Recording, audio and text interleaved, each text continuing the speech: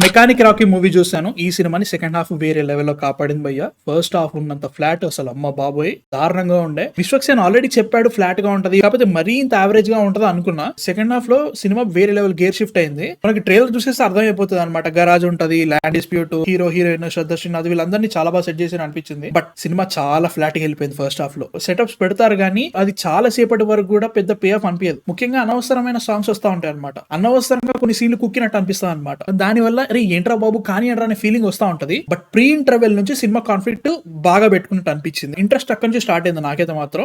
Second half నుంచి ఇంకా cinema చాలా బాగా ఊపందుకుంది అనిపించింది. ముఖ్యంగా ఫస్ట్ హాఫ్ లో వీళ్ళు పెట్టుకున్న సెటప్ అసలు ఏంట్రా ఇంత ఫ్లేకీగా ఉందని ఫీలింగ్ వస్తా ఉంటది. కాకపోతే సెకండ్ హాఫ్ లో ఆ ట్విస్ట్ రివీల్ అయ్యేటప్పుడు కిక్ వేరే లెవెల్ వస్తా అనమాట. అక్కడ ఎమోషనల్ వైజ్ గా కూడా మనకి స్టార్టింగ్ నుంచి ఒక హుక్ పెడతా ఉంటాడు. దాన్ని వాళ్ళు రివీల్ చేసిన విధానం నాకు చాలా బాగా నచ్చింది. ముఖ్యంగా శ్రద్ధ శ్రీనాథ్ క్యారెక్టర్ నాకు చాలా బాగా నచ్చింది. ఇంట్లో ఆమె క్యారెక్టర్ ని రాసుకున్న విధానము, తర్వాత క్యారెక్టర్ కి జరిగే సిచ్యువేషన్స్ అన్ని ఇంట్రెస్టింగ్ అనిపించింది అనమాట. సినిమాలో పర్టికులర్ గా ఒక సీన్ ఉంటది అనమాట. హార్ట్ బీట్ ని యూపీఎస్ సౌండ్ కి కనెక్ట్ చేస్తూ ఒక సీన్ నడుస్తుంది. అది చాలా ఇంట్రెస్టింగ్ టేక్ అనిపించింది నాకైతే మాత్రం. మెయిన్ పోర్షన్ అంతా సెకండ్ హాఫ్ లో పెట్టుకోవడం వల్ల క్లైమాక్స్ కొంచెం రష్ గా అనిపిస్తుంది అనమాట. అన్నింటినీ సరిగ్గా అడ్రస్ చేయకుండా ఏదో ఇచ్చేసారనే ఫీలింగ్ వస్తుంది అనమాట మనకి. ఆ ఒక్క కంప్లైంట్ తప్పించి సెకండ్ హాఫ్ మాత్రం చాలా బాగుంది. నాకు చాలా నచ్చింది. సినిమాలో మేజర్ నెగిటివ్ పాయింట్స్ అంటే మాత్రం ఫస్ట్ హాఫ్ యావరేజ్ గా డల్ గా సాగింది అనమాట. మధ్యలో లాగ్ అనిపిస్తూ ఉంటాయి కొన్ని సీన్స్ లలో. పర్ఫార్మెన్స్ విషయానికి వస్తే మాత్రం విశ్వక్సేన్ లాగా చేశాడు అనమాట. ఆయన బాడీ లాంగ్వేజ్, ఆయన పర్ఫార్మెన్స్ మనం ఇప్పటివరకు ఎలా చూసామో బయట ఎలా ఉంటాడో సినిమాలో కూడా ఒక రకంగా అలానే ఉంటది. కొన్ని చోట్ల మనకి హిట్ మూవీలో ఉన్న విశ్వక్సేన్ కనబడతా ఉంటాడు. అవంతా వరకు నాకు చాలా బాగా నచ్చింది.